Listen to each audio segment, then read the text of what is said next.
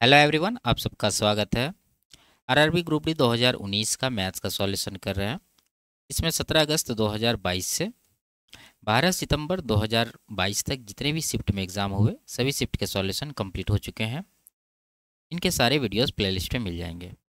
आज के क्लास में 13 सितंबर 2022 का पहला शिफ्ट का सॉल्यूशन करेंगे और इन सब के सॉल्यूशन पहले कंप्लीट हो चुके हैं।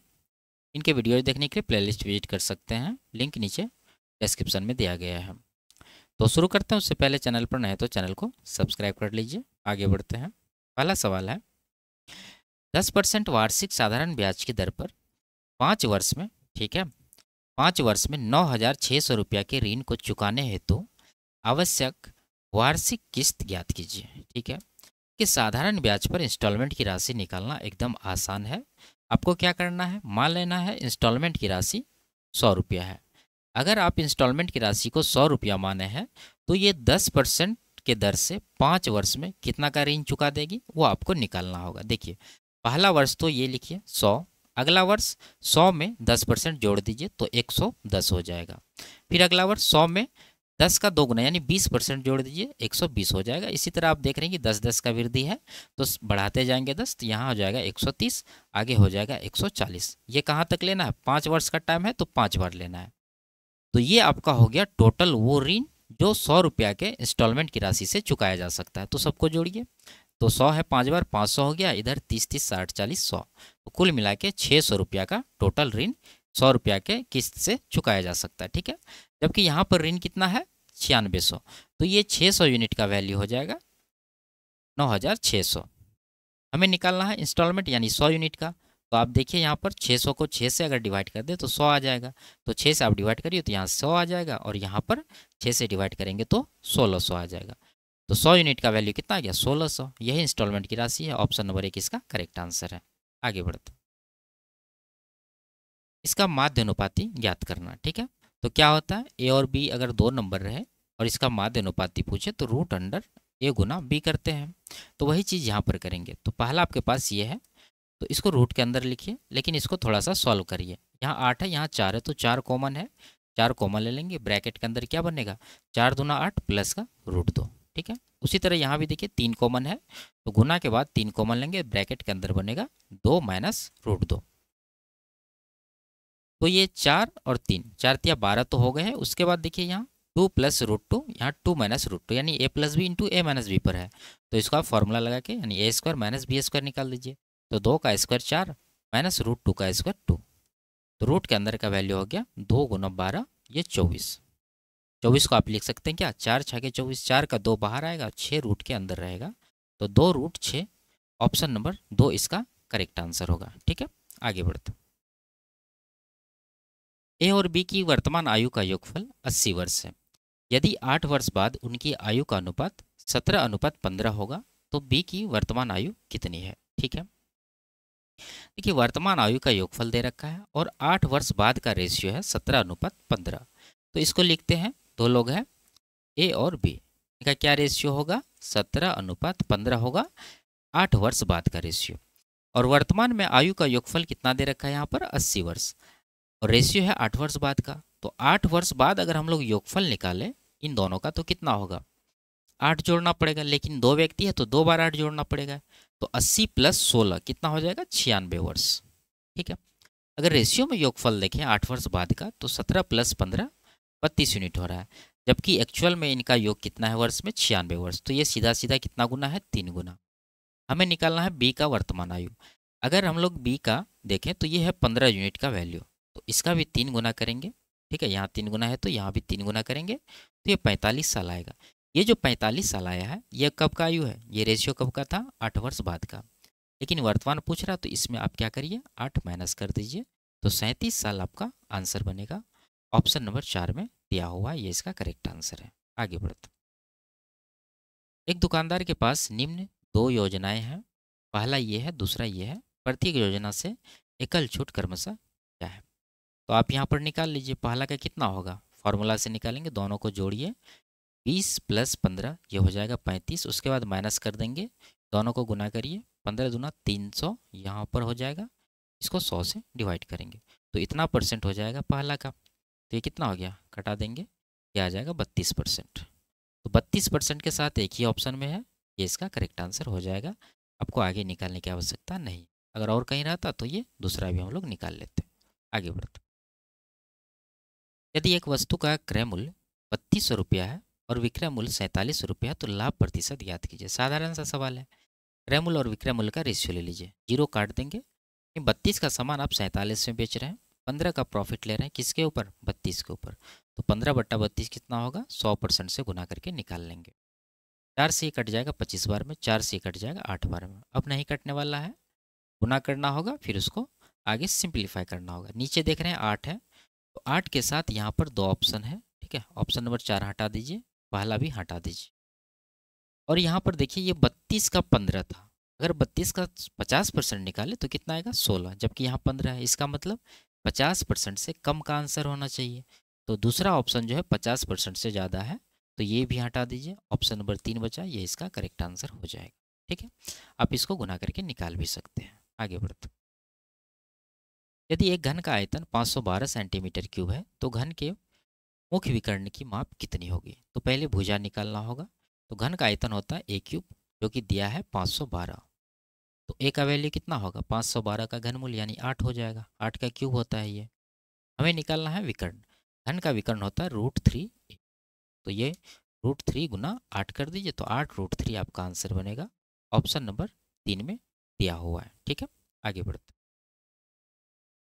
यदि दो संख्याओं का अनुपात 5:7 है और उनका HCF 8 है तो उनका LCM ज्ञात कीजिए। रेशियो है 5:7, अगर रेशियो में HCF निकालें तो कितना आएगा? 1 आएगा। जबकि यहाँ पर 8 है, तो ये 1 यूनिट का वैल्यू 8 हो जाएगा। LCM पूछ रहा है तो रेशियो में LCM निकाल लीजिए। 5:7 का LCM 35 होगा। तो 35 का 8 गुना करेंगे, 1 8 है तो 35 का कितना होगा? 8 गुना 35। तो ये कितना होगा गुना करने के बाद? 240। उसके बाद 40 जोड़ेंगे तो 280 आपका आंसर बनेगा। Option number 4। आगे, इन दोनों का माध्य अनुपाती ज्ञात करना है। तो एक सवाल हो चुका है, क्या करेंगे? 25 गुना 36 रूट के अंदर। तो 25 का 5 आएगा, 36 का 6 आएगा। 30 इसका आंसर होगा। Option number 3। आगे, इसका मान ज्ञात करना है। तो ये है क्या? Tan square 60 degree, cot square 30 degree. तो टेन 60 का वैल्यू कितना होता है? √3। √3 का स्क्वायर करेंगे तो 3 बनेगा। प्लस कॉट 30 का मान कितना होता है? √3 होता है, उसका स्क्वायर करेंगे तो 3 बनेगा। ठीक है, ऊपर ये हो गया। नीचे नीचे देखिए tan square 20 degree minus sec square 20 degree है, तो इसका वैल्यू क्या होगा? इसका वैल्यू 1 होगा। आप जानते हैं कि sec square theta minus tan square theta बराबर 1 होता है। अगर ये आगे है यानी माइनस कॉमन ले लेंगे तो ये बनेगा टेन स्क्वायर थीटा माइनस का सेक स्क्वायर थीटा बराबर 1। तो ये माइनस जाके उधर क्या हो जाएगा? माइनस का 1 हो जाएगा। इसलिए यहाँ पर जो है नीचे क्या बनेगा? माइनस का 1 बनेगा। उसके बाद माइनस है, माइनस दे देंगे यहाँ पर। आगे साइन 90 प्लस कॉस 0, तो साइन 90 का मान 1 होता है, कॉस 0 का मान भी 1 होता है, तो 1 + 1 2 बनेगा। नीचे नीचे cosec square 20 minus cot square 20 क्या हो जाएगा? ये सिंपल सा फॉर्मूला है, 1 होता है इसका वैल्यू, तो इसका 1 दे देंगे। इसको कैलकुलेट करिए। तो 3 3 6, ये माइनस है तो माइनस का 6, इधर से माइनस का 2, कुल मिला के माइनस का 8 आपका आंसर होगा। ऑप्शन नंबर 3 में दिया हुआ है। आगे, इसका मान ज्ञात करना। ठीक है, इकाई अंक सेम है तो मल्टीपल देख लेंगे हम लोग। ये देखिए 6 3 9, यानी ये 9 का मल्टीपल है तो आंसर भी 9 का मल्टीपल होना चाहिए। देख लेंगे यहाँ पर 4 5 9 1, ये 9 का मल्टीपल नहीं है। ये भी नहीं है। 6 5 11 12, ये भी 9 का मल्टीपल नहीं है। 5 3 8 1 9, इधर 9 9 है तो ये 9 का मल्टीपल है। ये इसका करेक्ट आंसर हो। आगे, यदि एक वाहन की चाल में 10 किलोमीटर प्रति घंटा की कमी होती है तो इसे 1800 किलोमीटर की दूरी तय करने में सामान्यतः लगने वाला समय से 2 घंटे अधिक समय लगता है। इसके द्वारा उस दूरी को तय करने में सामान्यतः लगने वाला समय ज्ञात कीजिए। ठीक है, देखिए इस सवाल को आप ऑप्शन से सॉल्व कर सकते हैं। अब देख रहे हैं कि सभी जगह चीज़ पूर्णांक में दे रखा है, तो ऑप्शन भी ऐसा उठाइए जिससे डिवाइड करने के बाद पूर्णांक आए। ठीक है, दूरी है 1800 किलोमीटर। अगर इसको 19 से डिवाइड करिएगा तो ये पूरी तरह से नहीं कटेगा, इसको हटा दीजिए। ये 17 को भी हटा दीजिए। ठीक है, ये दोनों प्राइम नंबर है, इससे 1800 डिवाइड होने वाला नहीं है। अब आपके पास 2 ऑप्शन है। अगर पहला ऑप्शन उठाए 10 घंटा सामान्य समय है, तो 1800 किलोमीटर को 10 घंटा में तय करना है तो स्पीड कितना होना चाहिए? 10 से 1800 को डिवाइड करेंगे तो 180 का स्पीड आएगा। अब स्पीड को 10 किलोमीटर प्रति घंटा कम करेंगे तो स्पीड कितना हो जाएगा? 170। ठीक है। तो कम करने के बाद स्पीड ये है, तो इस स्पीड से इसको डिवाइड करके देखिए डिवाइड हो रहा है कि नहीं हो रहा है। ये डिवाइड नहीं होगा क्योंकि यहाँ पर फिर से 17 बनेगा। तो इसको भी हटा दीजिए, आपके पास एक ही ऑप्शन है, आंसर लगा दीजिए। ठीक है। इसको अगर चेक भी करना है तो 18 घंटा लेके चेक कर लीजिए। 18 घंटा से अगर आप इस दूरी को कवर करेंगे 1800 किलोमीटर को, तो कितना स्पीड होना चाहिए? 18 से 1800 को डिवाइड करेंगे तो 100 आएगा। ठीक है। अगर आप 10 किलोमीटर प्रति घंटा चाल कम कर रहे हैं तो चाल कितना हो जाएगा? 90 हो जाएगा। ठीक है। 100 से डिवाइड करेंगे तो 18 घंटा आएगा। 90 से डिवाइड करेंगे 1800 को तो कितना आएगा? 20 घंटा आएगा। आप देख रहे हैं 18 से 20 टाइम बढ़ गया कितना? 2 घंटा। सवाल में भी वही बात कर रहा है, 2 घंटा अधिक लगता है। इसका मतलब ऑप्शन नंबर 3 18 घंटा एकदम सही आंसर है। ठीक है। आपको बनाना है बेसिक तरीका से, इक्वेशन बना के सॉल्व कर लीजिए, हम आपको पहले कई बार बता चुके हैं। आगे, एक व्यक्ति 5 किलोमीटर प्रति घंटा, 8 किलोमीटर प्रति घंटा और 6 किलोमीटर प्रति घंटा के चाल से समान दूरियों को तय करता है। पूरी यात्रा में उसकी औसत चाल ज्ञात कीजिए। ठीक है। एवरेज स्पीड निकालना है, यहाँ पर हम लोग क्या करेंगे? एलसीएम से निकाल लेंगे। तो पहला स्पीड 5 है, दूसरा 8 है और तीसरा 6 है। आपको एक चीज़ ध्यान रखना है कि यहाँ दूरी जो है तीनों कंडीशन में क्या है? बराबर है। तो मान लेंगे इन तीनों का एलसीएम, टोटल डिस्टेंस कितना? ये हो जाएगा 120। ठीक है। 5 से डिवाइड करेंगे 24, 8 से डिवाइड करेंगे 15, 6 से डिवाइड करेंगे तो 20। ठीक है। अब यहाँ पर आपको लिखना है ये जो दूरी है, दूरी का अनुपात क्या है? 1:1:1 है। तो एवरेज स्पीड यहाँ से आप डायरेक्ट निकाल दीजिए। 120 है यहाँ पर, गुना दूरी को जोड़िए, 1 1 2 1 3, 3 से गुना कर देंगे। नीचे क्या होगा? सबको गुना करके जोड़िए, तो 24 1 24 हो जाएगा, प्लस 15 1 15 प्लस 20 1 20, ऊपर 12 3 36 यानी 360 बना। नीचे कितना बनेगा? 20 10 30 20 50, इधर 9 59। ठीक है। तो नीचे वाला 59 सभी ऑप्शन में है। डिवाइड करने के बाद कितना बार में जाएगा? ये 6 बार में जाएगा। ठीक है। तो पूर्णांक में 6 केवल यहाँ पर है, ये इसका करेक्ट आंसर हो जाएगा। ठीक है। आगे आप निकाल सकते हैं। आगे इसका मान ज्ञात करना है। तो पॉइंट के बाद यहाँ पर देखिए 2 2 2 2, यहाँ पर भी 2 2 है, यहाँ पर 0 2 है। तो इधर कितना हो गया? 22 3 66, इसमें 2 जोड़ देंगे, यानी कि पॉइंट के बाद 6 8 आ रहा है। यहाँ पर है 6 8, यहाँ पर नहीं है और यहाँ पर भी नहीं है, ये दोनों हटा दीजिए और ये 2 ऑप्शन है।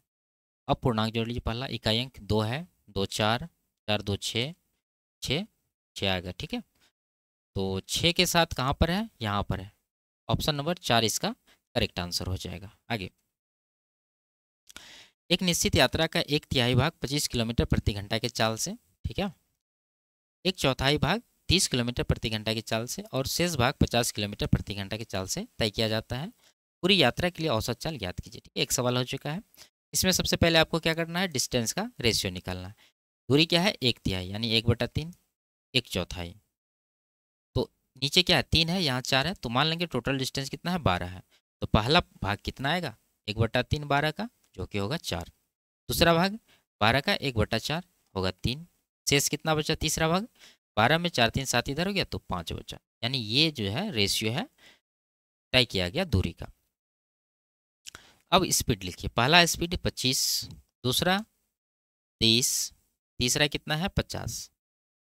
एलसीएम ले लीजिए तीनों का, 150 आएगा। 25 से 6 बार में जाएगा, 30 से 5 बार में, 50 से 3 बार में। और यहाँ पर दूरी का रेशियो आप लिख सकते हैं 1:3:5। एवरेज स्पीड क्या हो जाएगा? 150 गुना इन सबको जोड़ के दीजिए, 4 3 7 5 12 और नीचे ये गुना करके 6 चौके 24 प्लस 5 तिया 15 प्लस 3 5 15। तो ऊपर हो गया आपको 12 ना 15 कितना हो जाएगा?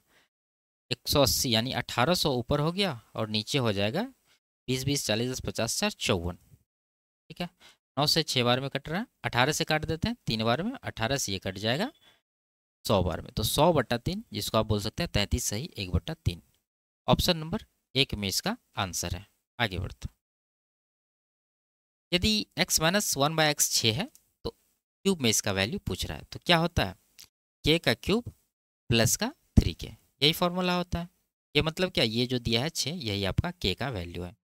तो क्या हो जाएगा? 6 का क्यूब 216 प्लस 6 तिया 18, जोड़ने के बाद 234 आपका आंसर बनेगा। Option number 3। आगे, इसका मान ज्ञात करना। तो यहाँ पर है सबसे छोटी कोष्टक, घटाएंगे 5 में से 2 बचेगा 3, 3 गुना 3 करेंगे 9 होगा। आगे यहाँ पर 3 से 9 को डिवाइड करेंगे तो 3 आएगा, ठीक है, प्लस है बीच में, तो 3 + 9 कितना हो जाएगा, 3 + 9 12। उसके बाद 6 7 42 है, तो 42 के बाद माइनस है, उसके बाद 12 आया, तो 42 - 12 30 हो जाएगा। ऑप्शन नंबर 3 में इसका आंसर है, ठीक है। आगे, एक गोले का पृष्ठीय क्षेत्रफल 196 पाई सेंटीमीटर स्क्वायर है, गोले का आयतन ज्ञात कीजिए, ठीक है। मल्टीपल नहीं देख सकते अभी, सबसे पहले रेडियस निकालना होगा। उसके लिए गोले का जो पृष्ठीय क्षेत्रफल है उसका फॉर्मूला क्या होता है, 4, ठीक है, 4 पाई आर स्क्वायर, जो कि दिया है 196 पाई। पाई तो कटेगा ही, 4 से 196 को काट देंगे, ये 4 चौके 16, 4 × 36 49, आर स्क्वायर 49 आया, तो आर का वैल्यू कितना होगा, 49 का वर्गमूल 7। यानी अब आप 7 का मल्टीपल आंसर लगा सकते हैं। ये देखिए 7 × 7 57 हुआ, 7 × 8 56, ये 7 का मल्टीपल नहीं है। ये 7 × 7 7 × 63, ये 7 का मल्टीपल है, ये 7 का मल्टीपल नहीं है, और ये भी 7 दूना 14 3 32 आया, 7 का मल्टीपल नहीं है। एक ही ऑप्शन है, ये इसका करेक्ट आंसर हो जाएगा, ठीक है। आप चेक कर सकते हैं, गोला का आयतन होता है 4/3 पाई इंटू आर का क्यूब, तो 7 का क्यूब आ जाएगा यहाँ पर। आप देख रहे हैं कि ये 7 यहाँ पर रह जा रहा है, ठीक है, तो ये ऑप्शन नंबर 2 इसका करेक्ट आंसर है। यदि एक समबाहुभुज के प्रत्येक अंतःकोण का माप 144 डिग्री है, तो इसकी भुजाओं की संख्या ज्ञात कीजिए। तो भुजाओं की संख्या निकालने के लिए आपको क्या चाहिए, बाह्यकोण, ठीक है। 360 को अगर हम लोग बाह्यकोण से डिवाइड करते हैं तो भुजाओं की संख्या हमें प्राप्त हो जाता है। तो अंतःकोण 140 दिया है, और हम लोग क्या जानते हैं, अंतःकोण और बाह्यकोणों का योगफल 180 डिग्री है, जिसमें 144 आपका अंतःकोण है, तो बाकी बचा हुआ बाह्यकोण होगा। तो 180 में 144 घटाएंगे तो कितना आ जाएगा, 36 डिग्री, ठीक है। तो 360 को आप 36 से डिवाइड कर दीजिए तो कितना मिलेगा, 10। तो 10 भुजाएं हैं इसमें, ऑप्शन नंबर 1 इसका करेक्ट आंसर है। आगे, निम्न में से कौन सा समीकरण इसको मानक रूप में निरूपित करता है, ठीक है, सॉल्व करना पड़ेगा इसको। ठीक है, x + 2 का होल क्यूब, आप यहाँ पर वैल्यू कोई रख सकते हैं, उसके बाद चेक कर सकते हैं, नहीं तो इसको क्या करिए, फॉर्मूला पे खोलिए। तो ये होगा x का क्यूब + 2 का क्यूब 8 + 3ab, 3 दूना 6x हो जाएगा यहाँ पर, इंटू a + b जो कि है x + 2, बराबर right side x × x² x का क्यूब हो जाएगा, माइनस x × 1 x हो जाएगा। तो x क्यूब दोनों साइड कट जाएगा, ये कितना हो गया, 6x × x करेंगे 6x², उसके बाद 6x × 2 करेंगे तो ये हो जाएगा 12x, और इधर से आएगा x, तो 13x टोटल हो जाएगा, और यहाँ पर प्लस का 8 है, प्लस का 8 बराबर 0 हो जाएगा। यही आपका जो है फाइनल आंसर है, ऑप्शन नंबर 4 में दिया हुआ है। आगे, निम्न में से कौन सी संख्या 2 3 और 5 से विभाज्य, ठीक है। देखिए, अगर कोई संख्या 2 और 5 दोनों से विभाज्य है, इसका मतलब वो 10 से विभाज्य होगी, और 10 से विभाज्य होने के लिए इकाई अंक क्या चाहिए, 0 चाहिए। तो पहला ऑप्शन में 0 इकाई अंक नहीं है, यहाँ भी नहीं है, तो ये दोनों हटा दीजिए, ये 2 ऑप्शन है। अब ये 3 से भी विभाज्य, तो 3 से विभाज्यता क्या होता है, अंकों का योगफल 3 से कटनी चाहिए, तो जोड़ के देख लीजिए। तो 4 2 6 तो 8 हो रहा है यहाँ पर अंकों का योगफल, 3 से नहीं कट रहा, इसका मतलब ये 3 से नहीं कटेगा, तो बचा एक ही ऑप्शन, ये इसका आंसर हो जाएगा। आगे, प्रेक्षणों ये है इसका बहुलक ज्ञात कीजिए। तो इस तरह के डेटा में क्या करते हैं, बहुलक, जो प्रेक्षण सबसे अधिक बार रिपीट होते हैं वही इसका बहुलक होता है। देख लीजिए, पहला 10 है, 10 कितना बार आया है, एक बार, ठीक है। उसके बाद 11 है, 11 कितना बार आया है, एक बार। उसके बाद 6 है, 6 कितना बार है, 1 2 3 4 बार है, ठीक है। और 7 एक बार, एक ही बार है, तो सबसे अधिक बार यहाँ पर 6 है, तो 6 इसका बहुलक हो जाएगा। आते, एक संख्या के 2 गुने और 52 के 3 गुने का योगफल 342 है। संख्या के 4 गुने और 52 के 2 गुने का योगफल ज्ञात कीजिए, ठीक है। ठीक है, आप इसको x मान के भी सॉल्व कर सकते हैं, नहीं तो रिवर्स चलिए। 342 है, ये 342 कहाँ से आया है, किसी संख्या का 2 गुना किया, उसके बाद उसमें 52 का 3 गुना जोड़ दिए हैं। अगर इसमें हम लोग 52 का 3 गुना माइनस कर देंगे तो वो संख्या का 2 गुना प्राप्त हो जाएगा। तो 52 का 3 गुना होता है कितना, 156, तो आप इसमें 156 माइनस कर दीजिए। 156 जब माइनस करेंगे तो कितना बचेगा, 6, और यहाँ पर 13 में से 5 घटा 8, और यहाँ 1, 186 आया है। यानी ये 186 जो है वो किसी संख्या का 2 गुना है। अगर इसको हम लोग 2 से आगे डिवाइड कर दें तो कितना आएगा, 9 3। यही वो आपका नंबर है जिसके बारे में ये बात कर रहा है। अब जो पूछ रहा है आपसे वो जवाब दे दीजिए। संख्या का 4 गुना, तो इसको 4 से गुना कर देंगे तो कितना आएगा, 9 चौके 36, 360 प्लस 12 372। उसके बाद इसमें 52 के 2 गुने का योगफल, तो इसमें 52 का 2 गुना भी जोड़ना है, तो 52 का 2 गुना 104 होगा, जोड़ दीजिए इसमें। तो 3 1 4, इधर 72 4 76, तो 476 जो है आपका आंसर होगा। ऑप्शन नंबर 2 में दिया हुआ है। ठीक है, आगे दो संख्याओं का एलसीएम, ठीक है, दो संख्याओं का एलसीएम और एचसीएफ क्रमशः 459 और 3 है। एक संख्या 51 है तो दूसरी संख्या ज्ञात कीजिए। आप जानते हैं कि इसका फॉर्मूला क्या होता है, पहली संख्या यानी n1 गुना दूसरी संख्या बराबर होता है इन दोनों संख्या का एलसीएम गुना एचसीएफ, यही फॉर्मूला होता है। तो यहाँ पर पहली संख्या 51 है, दूसरी संख्या हमसे पूछा जा रहा है n2 बराबर एलसीएम दिया है कितना 459 और एचसीएफ है 3 यहाँ पर। अब इसको कटा दीजिए, 3 से 17 बार में कटेगा, 17 से ये कट जाएगा, 17 दूना 34, बचा कितना 11, 17 17 119, यानी n2 आ गया 27। दूसरा नंबर कितना है 27 है, ऑप्शन नंबर 4 में दिया हुआ है। आगे बढ़ते, एक लड़का अकेले किसी कार्य को 10 दिन में पूरा कर सकता है, लेकिन अपने दोस्त की सहायता से वह कार्य को 6 दिन में पूरा कर सकता है। उसका दोस्त अकेले उस कार्य को कितने दिन में पूरा कर सकता है। ठीक है, अब सिंपल सा है, गुना करके निकाल सकते हैं। 10 गुना 6, नीचे 10 माइनस 6 4, ये कैलकुलेट करिए आपका आंसर होगा। नहीं तो आप इफिशियंसी निकाल सकते हैं। मान लीजिए ये लड़का बी ए है, ए जो है ये 10 दिन में करता है और इसका दोस्त बी है, तो ए प्लस बी यानी दोनों मिलकर इसको 6 दिन में करता है। टोटल वर्क इन दोनों का एलसीएम 30 हो जाएगा, 10 तिया 30, 6 पंचे 30। तो यहाँ पर ए का 3 है, ए प्लस बी का 5 है, तो केवल बी का कितना होगा, 5 में 3 माइनस करिए तो 2, तो 2 यूनिट के हिसाब से 30 यूनिट काम करने में कितना टाइम लगेगा, 15 दिन। यही आपका आंसर होगा। ठीक है, यहाँ से भी कैलकुलेट करेंगे तो 15 दिन ही इसका आंसर बनेगा, ऑप्शन नंबर 1। आगे, इसमें दी गई तालिका में 2 सत्र परीक्षा में एक विद्यार्थी द्वारा विभिन्न विषयों में प्राप्त किए गए अंकों का विवरण दिया गया है। इसमें कह रहा है कि गणित में प्राप्त अधिकतम अंकों और हिंदी में प्राप्त न्यूनतम अंकों का औसत कितना होगा। तो देख लीजिए गणित में मैक्सिमम कहाँ पर है, यहाँ ये गणित है कि पहला में 80 है, दूसरा में 85, तो मैक्सिमम आपका ये हो गया। और हिंदी में मिनिमम, हिंदी ये है तो यहाँ 85 है, यहाँ 88, तो मिनिमम आपका ये हो गया। इन दोनों का एवरेज, तो 85 और 85 का एवरेज क्या होगा, 85 हो जाएगा। यही आपका आंसर है, ऑप्शन नंबर 3 में दिया है। आगे बढ़ते, इसमें क्या करें, यदि संस्थान 1 से उत्तीर्ण विद्यार्थियों की संख्या 45 है तो संस्थान 4 से उत्तीर्ण विद्यार्थियों की संख्या ज्ञात कीजिए। ठीक है, सिंपल सा सवाल है। आप यहाँ पर देख सकते हैं इंस्टीट्यूट 1 है, इसमें यहाँ पर है 1, ये वाला, ये 25% है। ठीक है, और यहाँ पर 45 विद्यार्थी, यानी कहने का मतलब आप लिख सकते हैं कि 25% का वैल्यू 45 विद्यार्थी के बराबर होगा। इससे क्या पूछा जा रहा, संस्थान 4, 4 कौन सा, ये वाला, ये यहाँ पर है 10% लेकर के, तो 10% का वैल्यू आपसे पूछा जा रहा है। ठीक है, तो 25 का 45 तो 10 का कितना, यहाँ पर आप क्या करिए 5 से डिवाइड कर दिए दोनों तरफ, तो 25 25 आ जाएगा, 5 9 45।